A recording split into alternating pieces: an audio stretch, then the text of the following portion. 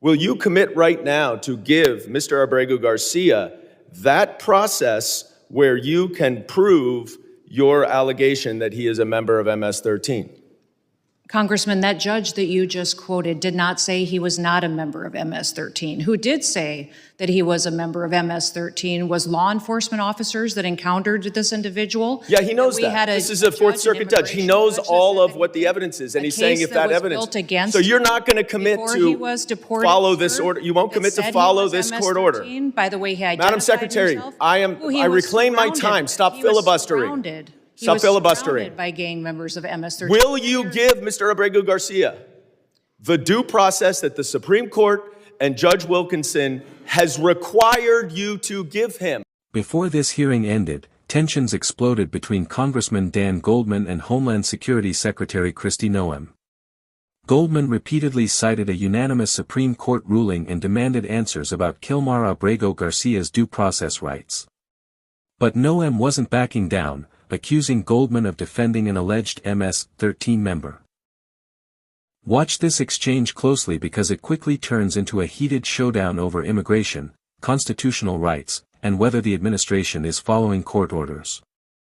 I now recognize Mr. Goldman for 5 minutes questioning. Thank you, Mr. Chairman. I would like to go back to Mr. Kilmar Abrego Garcia's case, Madam Secretary.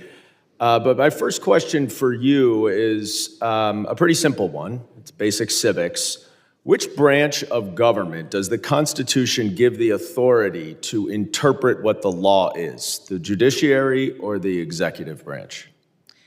Sir, going forward, the interpretation of the law, you make the laws in this body. The judicial branch makes sure that they have integrity and they're applied properly to individuals. So I'm just going to take that as the judiciary branch.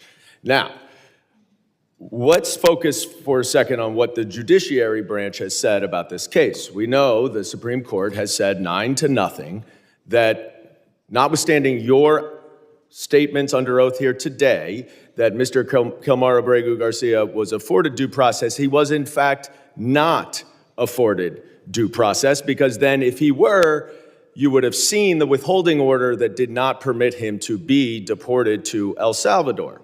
Now you allege, and I guess the Attorney General alleges, that he's a member of MS-13. That may very well be the case.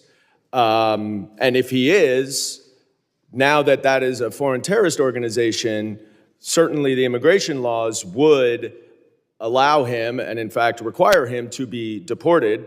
I certainly would support that. But the problem that we have here is what you allege, what Ms. Green alleges, what the Attorney General alleges, is not the judiciary. You don't get to decide whether or not he is an MS-13 member.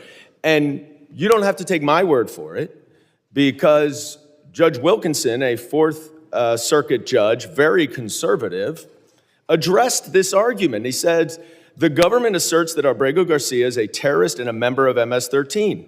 Perhaps, but perhaps not. Regardless, he is still entitled to due process. If the government is confident in its position, it should be assured that position will prevail in proceedings to terminate the withholding of removal order. Will you commit right now to give Mr. Abrego Garcia that process where you can prove your allegation that he is a member of MS-13? Congressman, that judge that you just quoted did not say he was not a member of MS-13. Who did say that he was a member of MS-13 was law enforcement officers that encountered this individual. Yeah, he knows that. This is a Fourth Circuit judge. He knows all of what the evidence is, and he's saying if that evidence. So you're not going to commit to follow this order. You won't commit to follow this court order. By the way, he identified Madam Secretary, I reclaim my time. Stop filibustering. Stop filibustering. By gang members of MS-13. Will you give Mr. Abrego Garcia the due process that the Supreme Court and Judge Wilkinson has required you to give him? Abrego Garcia is an El Salvador resident who is in his home country. If he were to come back to this country, he would be immediately removed again. How do you know? He has received and been treated appropriately, sir, and he is not. How can you say he's been treated appropriately if the Supreme Court has ruled 9-0? denying nothing that he hasn't been treated appropriately. Why is your opinion better We had and two have more authority than the Supreme Court? investigators, 2 judges, an immigration court that all said he was MS-13 and was removed from this country. But you understand, that is you saying that. That is you saying that. That is them saying that. This No, is no, no, no. investigators and law That is enforcement you officers making in that the case they built determination. against him. If you don't The trust our law court enforcement has officers considered all that. and The judge has investigators, considered all that, then Madam who do you Secretary. trust if you And don't if you would be trust judges? quiet, because I'm reclaiming my time, you are not following this court order. But let's focus on the court order, because this opinion also says that to facilitate, which the Supreme Court is requiring, is an active verb. It requires that steps be taken. What steps have you taken to return Mr. Abrego Garcia to allow him to get due process? Abrego Garcia is in his home country. What If he were to come steps back, have your you advocacy- taken? If your continued advocacy for him were to... I'm not advocating for him. Yes, you I'm are. advocating for a Absolutely. court order, Madam Gone to the Secretary. mat for this The man court who order has terrorized says people that in you traffic must take with human steps beings. to follow the court order. You are here under oath. What steps have you taken to return Mr. Abrego Garcia pursuant to this court order?